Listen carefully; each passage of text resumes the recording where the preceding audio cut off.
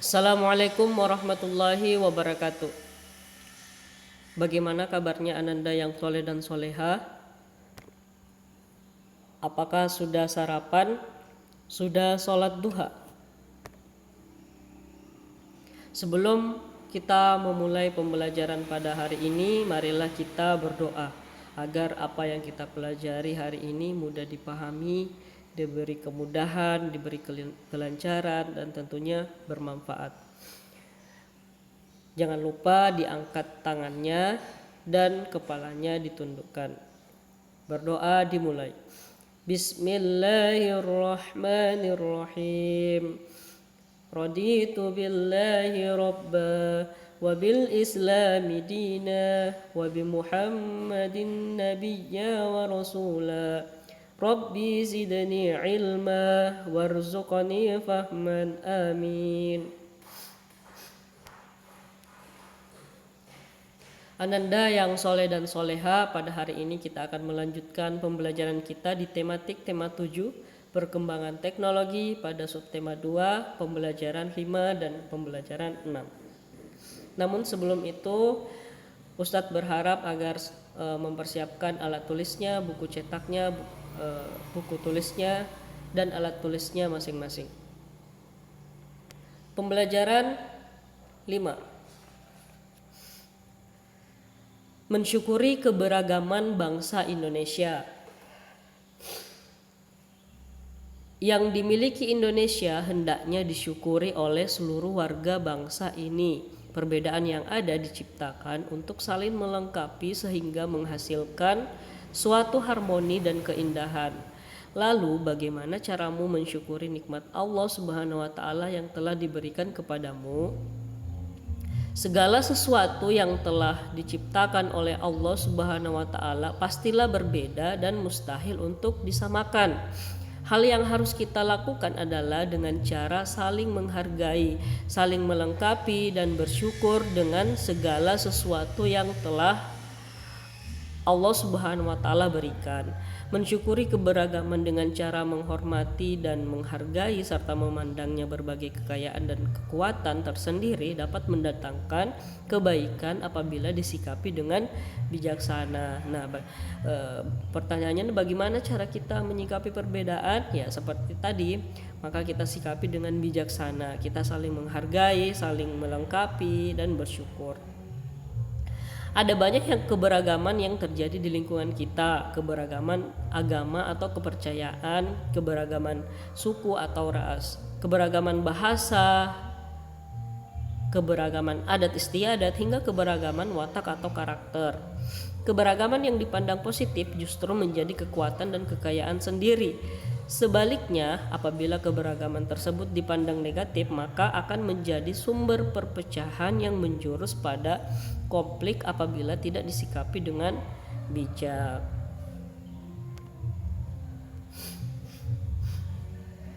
Kain batik tradisional Indonesia. Batik tradisional Indonesia merupakan kebudayaan khas bangsa Indonesia yang ada sejak dahulu. Dalam perkembangannya, batik di Indonesia mengalami berbagai perkembangan corak, ragam, dan motif. Di samping itu, keanekaragaman budaya bangsa Indonesia yang kaya mendorong lahirnya berbagai corak dan jenis batik tradisional dengan ciri kekhususan sendiri. Kain batik tradisional dibuat dengan menggunakan malam. Teknik yang dibuat dengan malam termasuk penggunaan motif-motif tertentu yang memiliki kekhasan. Ada berbagai corak dan warna kain batik yang tersebar di seluruh wilayah Indonesia. Kini batik tradisional telah mengalami perkembangan dalam ragam hias corak dan motif. Batik tradisional dibagi menjadi beberapa jenis, yaitu batik tulis, batik cap, batik kombinasi, batik lukis, dan batik printing.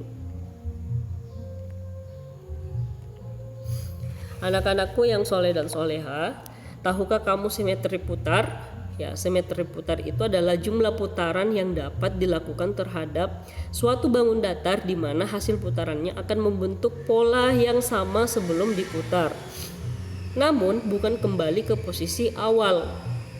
Suatu bangun mempunyai simetri putar jika ada satu titik pusat yang dan bangun tersebut dapat diputar kurang dari 1 putaran penuh sehingga bayangannya tepat pada bangun semula.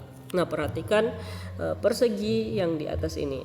Nah, ini posisi awal ya, posisi awal A, B, C, D. Kita putar 1/4 putaran ya.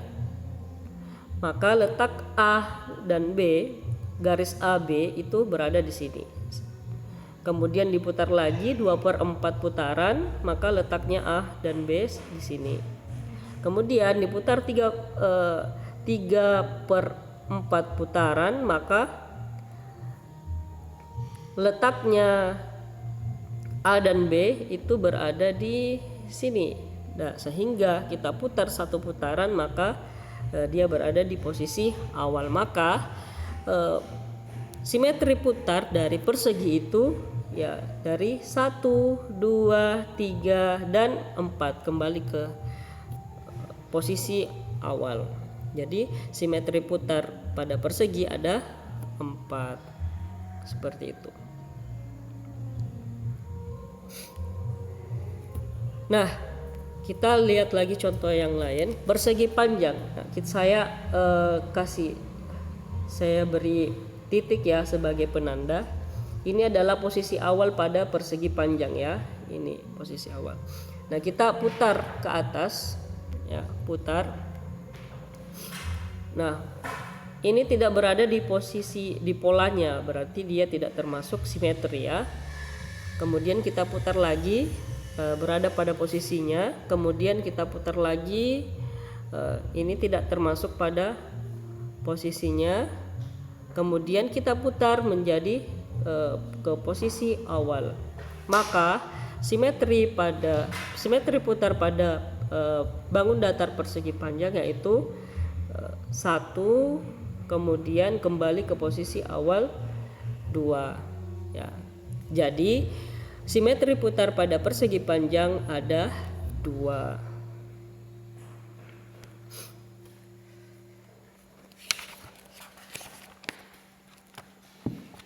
Pembelajaran 6. Kebutuhan sandang. Kebutuhan sandang adalah pakaian yang diperlukan oleh manusia sebagai makhluk berbudaya. Pada awalnya, manusia memanfaatkan pakaian dari kulit kayu dan hewan yang tersedia di alam. Kemudian manusia mengembangkan teknologi pemintal kapas menjadi benang untuk ditenun menjadi bahan pakaian. Pakaian berfungsi sebagai pelindung dari panas dan dingin. Lama-kelamaan fungsi pakaian berubah, yakni untuk memberi kenyamanan sesuai dengan jenis-jenis kebutuhan seperti pakaian kerja, pakaian rumah, pakaian sekolah, pakaian bermain, pakaian untuk tidur, dan sebagainya. Pakaian berfungsi untuk menghangatkan tubuh dan untuk menutup aurat. Pada zaman dahulu manusia memakai pakaian yang terbuat dari kulit kayu dan juga kulit hewan. Namun seiring dengan berjalannya waktu, pakaian menjadi sangat dibutuhkan dan menjadi salah satu kebutuhan yang harus dipenuhi. Memang tanpa sandang seseorang masih bisa bertahan hidup, tetapi jika seseorang tidak mengenakan pakaian, maka umumnya dia akan merasa kedinginan, masuk angin, dan malu untuk bergaul dengan orang lain. Kebutuhan sandang adalah kebutuhan yang berhubungan dengan busana atau pakaian yang kita gunakan. Setiap manusia membutuhkan pakaian untuk menutup tubuh mereka dan untuk kenyamanan.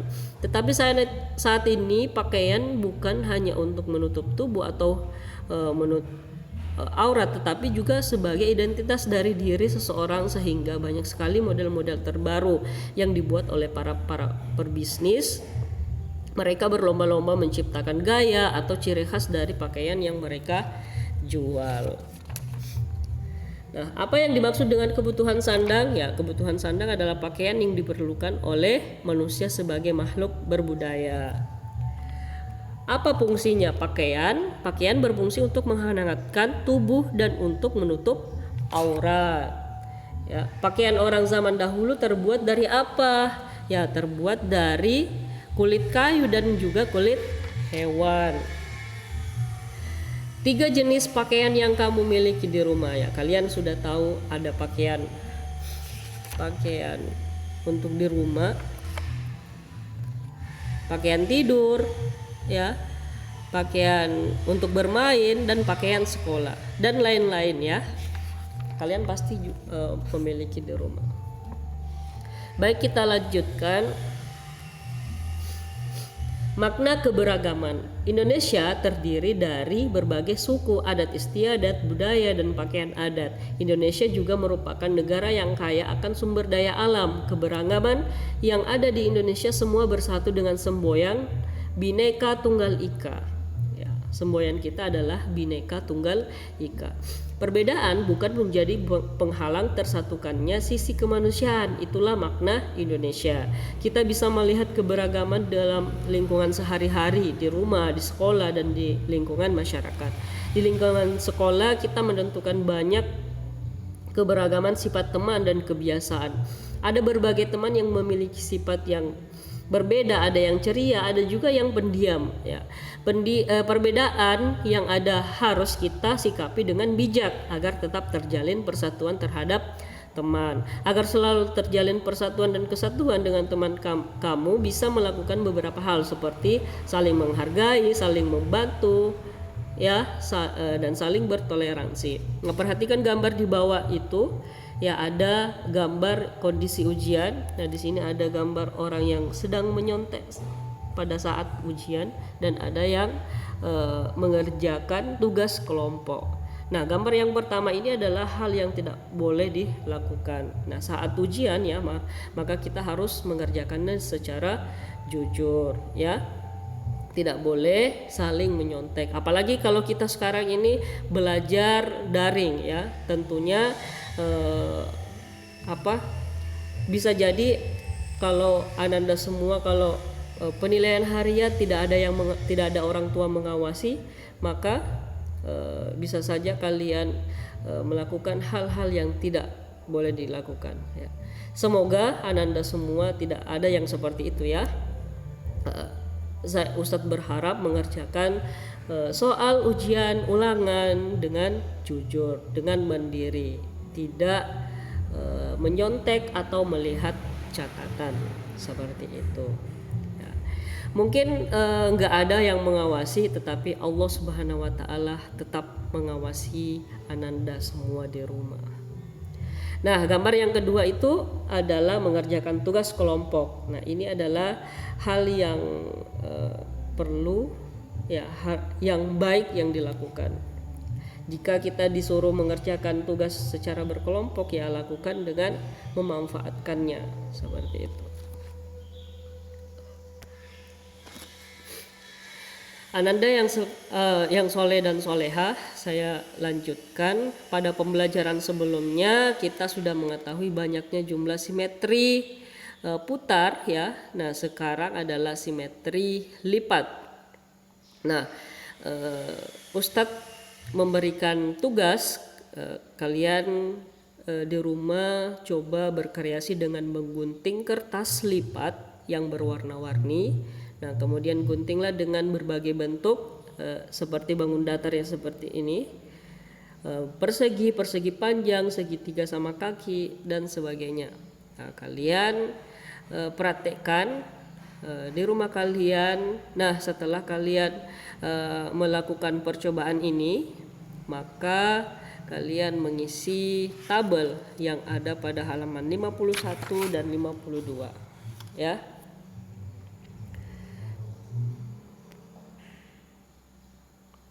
Nah, di sini sebenarnya sudah ada saya buatkan tabelnya, simetri lipat ada berapa, simetri putarnya ada berapa.